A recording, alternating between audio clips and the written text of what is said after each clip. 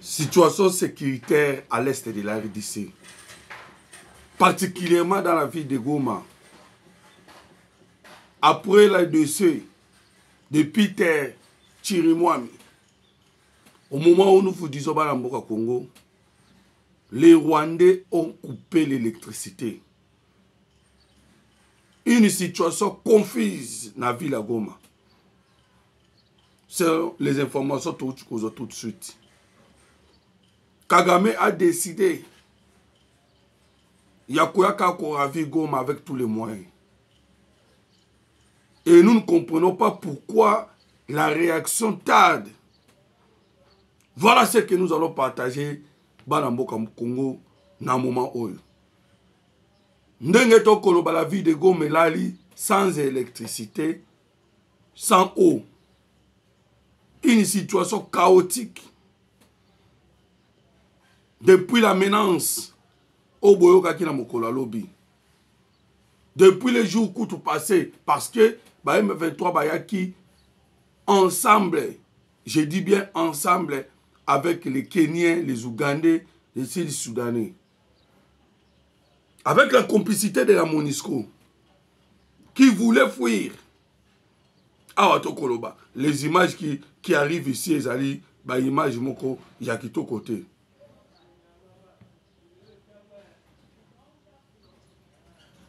Et d'après les informations, ils se sont donné 3 jours pour que Baya sa forcing na ville à Kinshasa. Ville à Goma, moi, ce qui réaction et salami vite et la catastrophe. Voilà tout qu'on interpelle maintenant bakonza mboka, bakonza l'état batala ke. Na moment où ça nécessite la réaction. Lobito Kaki Mama Thérèse Kaikwamba, la ministre des Affaires étrangères, a d'ailleurs à New York dans le Conseil de sécurité pour faire pression dans le Conseil de sécurité pour la situation sécuritaire SRDC. Mais moi, nous ne trouvons pas ça dans le moment où il est opportun. Qu'est-ce que le Conseil de sécurité va faire? Bien sûr, nous avons besoin de tout ça là, le combat de Koloba, guerre diplomatique, guerre militaire, mais en ce moment, le M23 est en train de prendre place ensemble avec l'ennemi. C'est le moment où nous aussi, on doit déployer toutes nos forces. Nous en avons Congo. Voilà, les informations tout de suite que Maman Thérèse Kaikwamba qui est à New York pour que le Conseil de sécurité est vendu parce que nous venons de perdre le gouverneur militaire Yano Kivu pour que va vendre d'abord parce que à un moment où tout ça dit que déclaration la Suisse vient de déclarer oh non nous appelons le M23 de quitter les sols congolais. Wana lobia wezala ki MONUSCO mutalo to ebisi M23 babima des déclarations qui ne vaut rien. Si on doit toujours attendre la déclaration na bango wana, nous allons perdre la vie de Goma. Oh la MONUSCO, oh boy. Alors que, dans le moment où notre pays est en insécurité, c'est l'Union européenne, l'Union européenne. Alors qu'a sanctionné le Congo pour le dossier droit de l'homme. Union européenne. Et pourtant, nous au Congo, nous avons des problèmes. L'insécurité à l'est de la RDC. Et surtout l'agression du Rwanda. Mais en même moment, l'Union européenne a eu sa réunion pour la libération à un individu, Jean-Jacques Wondo, qui a eu le coup d'État. Ensemble, il était en intelligence. Oh non, nous disons à la RDC, va abandonner ce projet. Il y a un moratoire sur les droits de l'homme, sur la condamnation à mort. Comprenez-vous que les Européens ne sont pas avec nous. Et c'est eux qui nous combattent. Parce qu'il fallait vendre à Batalande le rapport des experts des Nations Unies. Oh, et lobby clair, il a Kisindeni, les Rwandais nous agressent. Des habits, des tueries, des massacres, des viols, d'enrôlement dans l'armée par force et pas l'armée rwandaise. Mais l'Union européenne qui est couverte de les droits de l'homme, voilà ce qui lui intéresse. Le Kambouya Jean-Jacques Wondo, un individu, pour chercher comment sanctionner la RDC. Monique, tous allez combattre de partout. Seul contre tous. Bangono surtout bazali ko fixer regard na bango libosoka ya Congo. Pour ndeni ya ko clouer la RDC. À cause ya minerai. Parce que na moment oyo biso tozali koluka pour to s'en sortir bango ba oluka bazongisa biso. L'Union européenne qui n'a pas signé l'accord MOI avec le Rwanda pour que Rwanda abana occupé ses minéraux. Minéraux yazana angote. Banamboka Congo. Voilà la situation où ils allaient coller à le moment où place nini tous allez comme la complicité de la communauté internationale. Dès tous allez comme que la RDC, malgré complicité à la communauté internationale, elle a suivre la voie où il est faux. Malgré cette complicité.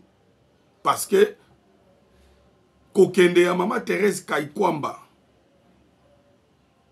dans le Conseil de sécurité, pour que Asenga Conseil de sécurité et Vanda, pour nous traiter sur l'affaire, il y a SRDC. Mais en ce moment, est-ce que c'est très important? Parce que nous venons de recevoir Nere Tozali Koloba, Awa, na katia émission Banamboka Congo, et que Madame Thérèse Kaikwamba vient de rencontrer Bakonzia Oni, ou un tour dans le Conseil de sécurité, place ni na côté si requête pour que le Conseil de sécurité ait côté traité Makambu au Italie SARDC. Et bah, le Conseil de sécurité bandimi qui réunion et kokota na mokolo ya lundi. Mais entre-temps, le gouverneur militaire est mort sur les champs de bataille. Et nous comprenons qu'il y a quelque chose où il a dit qu'on s'est préparé parce que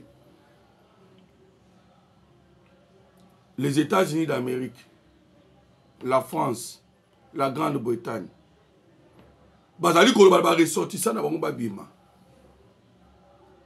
ceux qui sont informés ne l'ont komoko. Ou ils allaient contre la République. Le président de la République, après le Conseil de défense et sécurité, a passé ordre à l'armée, balanda ennemi partout pour que Bakelande jusqu'à sa dernière rétraction. Parce qu'on s'en bat. Là, c'est la décision. Il y a le président de la République, Félix Antoine Tshisekedi Tshilombo.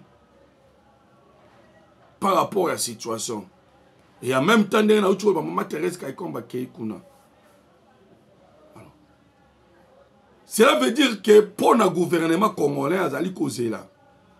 la fin, Masolo Oeko Sololama, entre le Conseil de sécurité, la toute dernière chance, parce qu'il s'agit de l'agression, ce qui Conseil de sécurité a sali action par rapport à l'agression à Rwanda.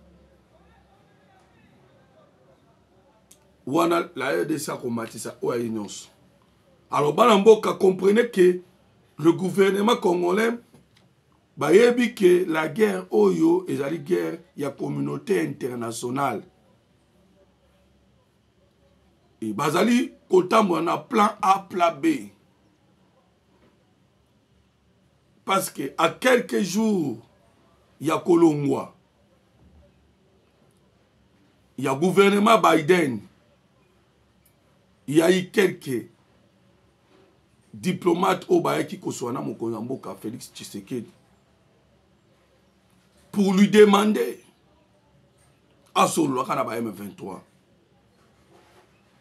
Et voilà pourquoi avant ça qui corps nyonso diplomate au Bazali na Kinshasa pour leur dire que c'est une ligne rouge pour la RDC à Koyiko Salate ezali Kosolola Naba M23. Wana après cela nde oyo kimbala moko nde to utaki koloba 15 000 hommes préparés déjà dans Est Afrique parce qu'il faut koyeba que la France mikolo akoma Kosolola akoma en contact na ba pays lokola Kenya, Ouganda, Rwanda, Congo-Brazzaville, Éthiopie, Angola. C'est là où la France a commencé à investir, à quitter l'Ouest Afrique, parce que kuna ba chassa bango. A yamba moko se réfugier na ba pays na uti kotanga tout de suite. Et l'objectif c'est le Congo.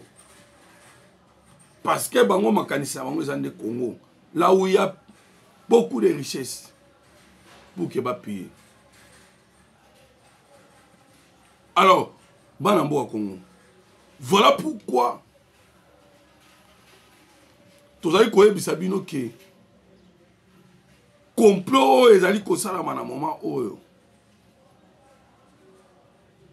la RDC doit vraiment se ressaisir et agir.